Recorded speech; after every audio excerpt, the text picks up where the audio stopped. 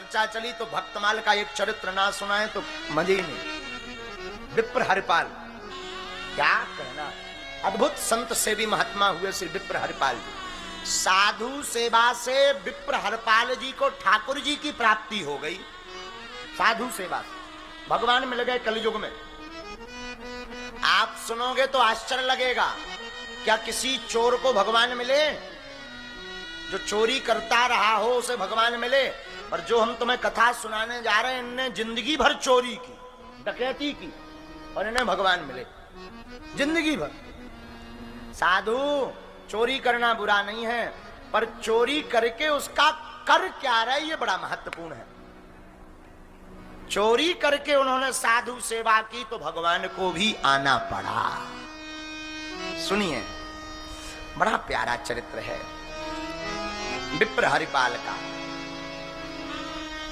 अद्भुत भक्त हुए श्री हरिपाल जी, क्या कहना, निष्किंचन भक्त हुए हरिपाल जी। भगवान अपने प्यारे भक्तों के साथ साथ पीछे पीछे डोलते हैं। भक्तन के संग भगवान ऐसे फिरो करें, जैसे बच्चे संग फिरे निहावत गाय है। जैसे गाय के साथ बछड़ा घूमता है, वैसे ही भगवान भक्तों के साथ घूमते हैं, डोलते हैं पीछे पीछे। बोलो सीताराम, जोर से बोलो। अरे मेरे पागलों, और जोर से बोलो। एक ब्राह्मण हुए जिनका नाम था विप्र हरिपाल, बड़े भगवत भक्त हुए महाराज। विप्र हरिपाल साधु सेवी थे, साधुओं की नित्य सेवा करते थे। ध्यान से सुनना,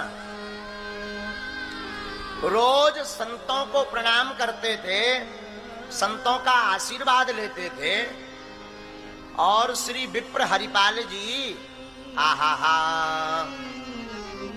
जितनी संपत्ति थी साधुओं में लुटाते थे, खबा खबा कर। उनसे कोई पूछता था, अरे अमीरी मत मिटा लो, तो वो कहते थे, जो सुख पावो राम भजन में, जो सुख पावो राम भजन में, सो सुख नाहे अमीरी में। मन लागो मेरो यार फकीरी में, मन लागो मेरो यार फकीरी में, मन लागो मेरो यार फकीरी में। फक्कड़पन में जीते थे। इनका भाव बड़ा दृढ़ था, बड़ा कठोर था इनका भाव, बहुत कठोर। कुछ करते धरते थे नहीं तो पिताजी ने निकाल दिया। जितनी संपत्ति थी रोज चकाचक भंडारा करवाएं, रोज दे दबा दे, गांठी बंधन बेकरें जिनके राम ना होए। हाँ, जितने साधु आवे, पाओ महात्मा, राम की गैया राम को खेत, खाओ गैया भर भर पेट। साधुओं को ही अपनी संपत्ति मानते थे ये। अच्छा, कोई कमाए ना एकदम खर्च करे तो एक दिन ऐसा आएगा कि पूरी संपत्ति स्वाहा। हाँ जी या ना जी, बोलो। यही इनके साथ हुआ, जितनी संपत्ति थी सब स्वाहा हो गई। अब क्या करें, भंडारा तो करवाना ही है। भंडारा, बैलगाड़ी और कुआं, इनका मुंह ऊपर की तरफ होता है, असीमित, कोई सीमा नहीं, असीमित। तो भंडारा तो करना ही है। अब उधार उठाने लगे। अमीर घराने के लड़का तो कोई भी उधार दे दे, और जो उधार मिले सोई भंडारो चकाचक चलवा दे। रबड़ी मालपुआ चकाचक खाओ संतो, पाओ पाओ पाओ, जयकारा लगावे, उधार लावे, खबा दे। अच्छा, उधारी भी कब तक मिले, एक सीमा होती है, ले दे ना वापस। और लोग मांगने आए कि लाओ, तो बोले हम कहां से लाइए, तुम्हारे नाम को भंडारो होगा। लोग कहें कि हमने तो करवाया ही नहीं। बोले तुमने नहीं करवाया, हमने करवा दिया। तुम्हें करवा नहीं पाना था तो हमने करवा दिया। तो बड़े बड़े नगर सेठ बोले भाई बड़े पागल हो, रुपया हमारा लगा। तो बोले हम थोड़ी ये कह रहे कि हमारा लगा, भंडारा भी तो तुम्हारा ही हुआ। नगर सेठ बोले हमारी ऐसी कोई इच्छा ही नहीं। बोले इच्छा नहीं भी थी तो हमने करवा दिया। लोगों ने मांगना ही बंद कर दिया। ये पागल आदमी है, देना बंद करो, मांगना बंद करो। अब करें क्या? धीरे धीरे संपत्ति शून्य फिर हो गई। अब तो एक दिन रात को विचार आया कि मांगने से मिलना नहीं है, संपत्ति है नहीं है, भंडारा कल करवाना है, तो एक काम किया जाए, चोरी की जाए। साधु भंडारे के लिए चोरी शुरू कर दी। रात को जाए, एक तो ये भारी क्विंटल को शरीर, 2.5-3 क्विंटल को इनको शरीर चोरी में, लेकिन एक इनका ईमान था, चोरी में ये संपत्ति नहीं चुराते थे, सोना चांदी नहीं चुराते थे। हट्टा कट्टा भारी शरीर, तो दाल चावल घी शक्कर गुड़ नमक मिर्चा जो भंडारे में काम आवे सोई चुरा ले आवे, और चोरी कर कर लावे और चकाचक फिर रबड़ी मालपुआ दबा करके बनावे और संतों को खूब चकाचक झूम झूम करके खिलावे।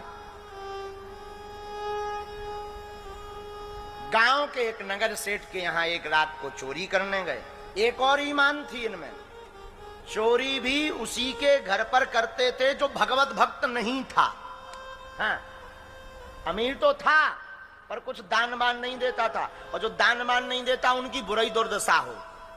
लोभी को धन लावर खाए, बाकी बचे सरकारे जाए। हमारे दादाजी सुनाया करते थे। हमारे लावर जानते हो, लावर यानी झूठा। लोभी का धन लावर खाए, बाकी बचे सरकारे जाए। जो लोभी व्यक्ति होता है ना, उसकी संपत्ति झूठ वाला व्यक्ति बढ़िया से निकाल लेता है। जो ज्यादा झूठ बोल के जानता हो तो एकदम घिस घिस करके, अरे तुम्हारा क्या कहना, तुम तो ऊपर या इंद्र है या नीचे तुम, फिर देखो तुम। तो जो झूठ वाला व्यक्ति होता है, और साधु जी कंजूस आदमी बड़ा खतरनाक होता। चमड़ी चाहे चली जाए पर दमड़ी ना जाए। लोभी आदमी बड़े खतरनाक। तो ऐसे लोभियों की संपत्ति का ही हरण करते थे श्री विप्र हरपाल जी, जो भगवत भक्त नहीं है। बुरा ना माने तो एक बात सुन लो, पुण्य की जड़ पाताल तक, पाप की जड़ अस्पताल तक। हाँ बोलो सीताराम, जोर से बोलो। पुण्य की जड़ पाताल तक, पाप की जड़ तुलसी पंचन के पिए, घटे न सरितानी, और धर्म किए धन ना घटे, जो सहाय रघुवीर। विप्र हरिपाल जी उसी के घर पर चोरी करते थे जो भगवत भक्त नहीं था। संपत्ति बची रही, उधारी मिलना बंद हो गई, तो चोरी करना प्रारंभ कर दिया। बड़े बड़े नगर सेठों के यहां चोरी करने लगे। चोरी में कुछ ना चुरावे, चावल आटा दाल सब्जी नमक मिर्चा घी गुड़ ये सामग्री चुरावे। एक बार एक नगर सेठ के घर ये चोरी करने गए, तो खटर पटर हुआ। नगर सेठ तो सो रहा था, नगर सेठ की बेटी जग गई। अरे पिताजी उठिए उठिए, देखो कोई चोर आ गया। उठ बैठो, कोई चोर चोरी कर रहा। नगर सेठ ने दबकार करके पीट करके सुला दिया। चुप हो जा, लेट जा, कोई चोर नहीं आया है। ये अपने गांव के परम वैष्णव श्री विप्र हरपाल जी अपना धन शुद्ध करने के लिए अपने घर पर आए। इनकी इतनी ख्याति हो गई, और जहां कानों में इन्होंने सुना कि ये तो भगवत भक्त है, सोई पूरे और आसन फासन छोड़ करके खाली हाथ घर चले गए। उसी समय एक ब्राह्मण की कन्या शादी नहीं करवा रही थी। उसका संकल्प था कि हम उसी वर के साथ विवाह करेंगे जो वर प्रतिदिन 1000 साधुओं का भंडारा करवाएगा। अच्छा, अब 1-2 दिन तो कोई भी लड़की के चक्कर में करवा दे, लुगाई के चक्कर में 2-4 दिन तो पूजा पाठ सबको कर ले, और रोज कौन करवाए? रोज तो बड़ी आफत। बोलो सीताराम। तो विप्र हरिपाल जी को एक ब्राह्मण देवता ने बताया कि ऐसी ऐसी कन्या है और आप उसके साथ विवाह करो। संत आज्ञा मानकर विप्र हरिपाल जी ने सोचा कि चलो ये और बढ़िया, कम से कम पत्नी ऐसी मिली कि साधु भंडारा वो भी करवाती है, तो हमारा तो पहले से ही चल रहा, 1000 क्या 1500 हो जाएंगे, और अच्छा रहा। अब तो और आनंद आएगा, वो भी सेवा करेगी, हम भी सेवा करेंगे। अभी हमें रसोई बनवाने के लिए साधुओं का सहारा लेना पड़ता, फिर हम और हमारी धर्म पत्नी दोनों मिलकर बढ़िया टिक्कड़ बनाएंगे और बढ़िया चकाचक संतों को पवाएंगे, आनंद झूमेगा। संतों का संत कीर्तन सुनाएंगे, भगवत सत्संग सुनाएंगे, संतों की सेवा होगी, घर शुद्ध होगी, बुद्धि शुद्ध होगी, और पत्नी का हमारा दोनों का बढ़िया जोड़ा जुड़ेगा और हम दोनों आत्म कल्याण कर लेंगे। शादी कर ली। अब शादी करी तो संकल्प तो 1000 साधुओं का था विप्र हरिपाल की पत्नी का, लेकिन अब मूर्तियां कभी कभी 2000 आ जाए, कभी 5000 आ जाए, और घर पर संपत्ति इतनी नहीं। रोज का काम था चोरी करना। अब तो आसपास के गांवन में चोरी पूरी बढ़ा गई, इतनी चोरी कर ली। आदमी स्वयं सावधान हो गया। और एक दिन बड़ी विचित्र घटना घटी। क्या घटना घटी? एक दिन इकट्ठी 2-3 हजार मूर्तियां संतों की घर पर आ गईं। घर पर आई तो संतों